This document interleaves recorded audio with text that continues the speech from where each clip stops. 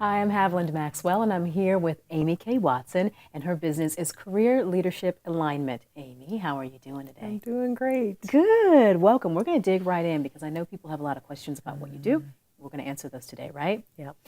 Well, why do people come to you in the first place for your help? Yeah. So I usually hear from organizations when they're starting to feel lost or the leadership is feeling lost. What that can look like is they're losing revenue, they're losing donations, the members are losing momentum, they're losing commitment. Maybe there's high turnover in employees. Maybe there's just a lot of conflict. What I hear is a lot of blame.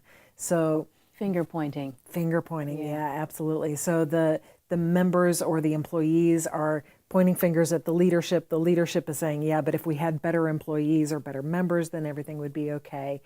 And everything gets kind of murky. It can be stuck in this sense of not being able to move past the drama. So they're in a hole, but they don't know how to get themselves out of that. Yeah, exactly. One of my clients has actually said, I just want to be able to get stuff done instead of constantly getting sucked into these interpersonal conflicts. Battles. Yeah. Yeah. What do they most often seem to be looking for? You answered a little bit of that, but are there really specifics that you keep hearing come up when you meet with people? Yeah, they want to be able to fulfill their purpose. They want to be able to pursue that mission without all of those distractions. They want to have enough resources to be able to do what they're on this planet to do. I love that. Pursue their mission. Yeah. Yeah, exactly. It's what it's all about. But sometimes we lose sight of what the mission is. Sometimes we're just not all on the same page. And an organization can be really strong in one place. Like a lot of the organizations I work with are really grounded in their values. They know what they're about, they know who they are and what they stand for. And that commitment to their values can sometimes then create blind spots around other things that also need to be happening. That are just as important, too. They're just as important, but we haven't been paying enough attention to them because our values are front and center. Okay. Yeah. Makes a lot of sense. Yeah. Well, what do you actually do for people? Because that's a big question. It's easy to say there's all this stuff going on, but how can you actually help a person get out of that? Right. How can you help? So a lot of times when a leader or an organization contacts me, there's so much of that blaming going back and forth that it's really hard for them to know what's really going on. So one of the first things that I'll do is just a reality check. I will take time to get perspectives from a lot of different people to find out what are the strengths and weaknesses of the different individuals, of the different parts of the organization, so that we can find out where do we really need to pay attention. And then I'll work one-on-one with one or more of the leaders to help them strengthen those strengths and mitigate the weaknesses that invariably are a part of the picture, to help build everybody up. A lot of times too, when you get to that point, a leader who is so embattled by all of this conflict can be feeling a lot of fear around, am I in the right role? Should I even be doing this? Is it just time to retire? Or should I be going for a different organization? Is this a lost cause? So we'll actually do a little bit of career coaching just to make sure that that they're not making decisions impulsively, but we know who they are and what they really want to be doing, and is this the right organization for them or not? And then a few months into my work one-on-one with those individuals, I'll actually work with the leadership team. And that is such a fun process for me because I get to see this organization that, they've been pulling their hair out. I get to see them move from that sense of stuckness to understanding, oh, this is what we've been doing. Comes on. Exactly. They work together in new ways because they understand how they've been sabotaging themselves. And we do this through like a 4-day workshop. Okay. And the 4 days shouldn't be 4 days seems like a long time. yeah. that can be split up in a lot of different ways. Good. Okay. So it's not like you have to devote a week to it. But what we do is we play a lot of games. We are engaged physically. We're using the space. We're using our bodies. We're having experiences in the room. So there's a mix, and there's not just you're talking to them and just teaching. Oh only. gosh, no. Okay. Oh, Okay. gosh, Good. There's actually very little of that. Okay. Good. Mostly, so we have these experiences in the room, and then we'll have conversations to debrief those experiences to understand, all right, what is it that I brought to this experience? So for instance, there's this one game that we play with sticks, and people are like moving back and forth with these sticks. And one of the retreats that I led, after we played this game, one of the participants was like, I can't believe how much of myself I actually brought to this stupid game with these sticks. That is what I do in my work. It's how I approach my own clients. It's how I approach the work that we're doing in this organization. So people are actually able to learn about their own patterns of thinking. And as soon as you have that self-awareness, then you're able to say, is this serving me? Yep. Is this giving me the results that I want to get? If it is, hurrah, that's Yeah, fantastic. great. We're going to celebrate that. And Right. if it isn't, then you have an opportunity. You can choose to do something different if you want to. You can change. Yeah. Yeah. So we have those physical exercises. We have lots of conversation. We debrief those exercises, but we also talk about what are the challenges that we're facing. We bring in concepts that are important for understanding why things are the way that they are and how can they be different.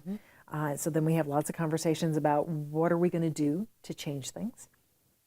We have some videos and a couple of different kinds of videos. One video, it shows people in a meeting or in a situation in an organization, and the dynamics that you see in that video.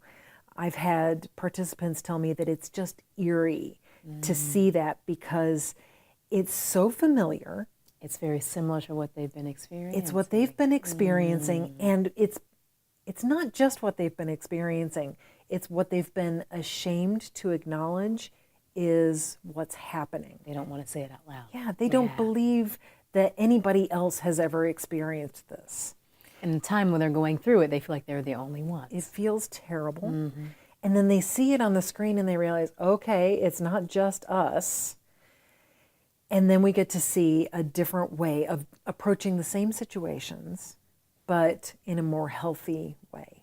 And then when you see yourself in something, you're that much more open probably to say, oh, there are other people. Yes. Then I'm not the only one. I don't feel so bad anymore. It's okay to let go of the shame. Yeah. It's easier to let go of the blame. Yeah. Because you realize, okay, it's not just this individual's fault. It's a pattern of human dynamics. It's how we do things when, we're going on autopilot, which is what we do perfectly a lot today. normal. Yeah. Yeah. Well, what if it's a small organization that's never really invested in itself, and how do you handle when they have objections, or how do they justify the time? 4 days, like I said, seems like a lot away from work and away from life, and then how do you justify the expense? Yeah. What do you tell people? So one thing that I know about being in a values-grounded organization is that the people who are doing that work are passionate about their mission. They really want to accomplish something together. And by the time they come to me, they're frustrated, they're tired of wasting all of their time in this conflict, just blaming each other, not being able to get things done. And if you're going to experience real change, it's going to take an investment. It's probably going to take money. It's probably going to take time. Both, yeah. And if you try to, say, take the route of buying a book You know, we've all read books. Everybody can say, I'll just listen to a podcast. I'll read a book. Yeah. What do you say to that? I have the information right here. Amy, Kay, I don't need it. What do you say? Good for you. You don't need me. But if you didn't need it, one, you probably wouldn't be watching this video. That's right. That's true. That's true. Two, you wouldn't be looking for help. That's right. We have access, certainly, to lots Yes, of books. we do. But those books, we read them.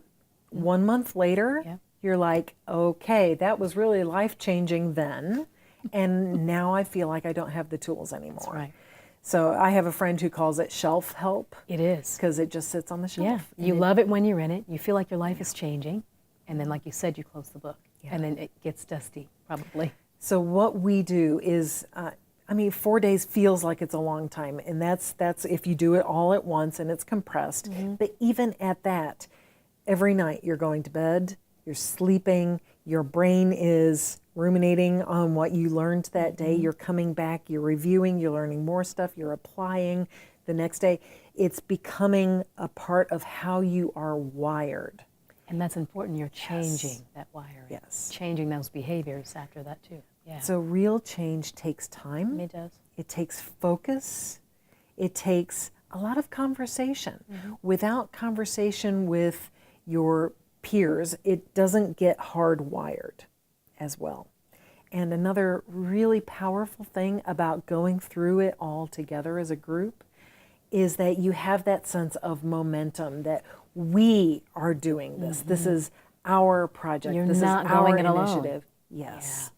And you can support each other, you buck each other up, and you get over that hill together. I love the way that you've built this practice and how you're helping people understand how to get out of the muck and how to get out of that feeling, both the team and the leaders. So if someone is sitting there and thinking, I need this help, what should they do next? Yeah, absolutely. It's super easy. Just email me, amy@careerleadershipalignment.com, and we'll set up an exploration call. It's really just half an hour. I'll get to hear more about what it is that you're facing and where you want to go, what you want things to be like instead. Yeah. And we'll talk about what I can do for you. And Good. It's no pressure, no obligation. No Super pressure, easy. no obligation. How can you not love that? How can you not love that? Thanks so much, Amy, for joining me today. I really appreciate your time.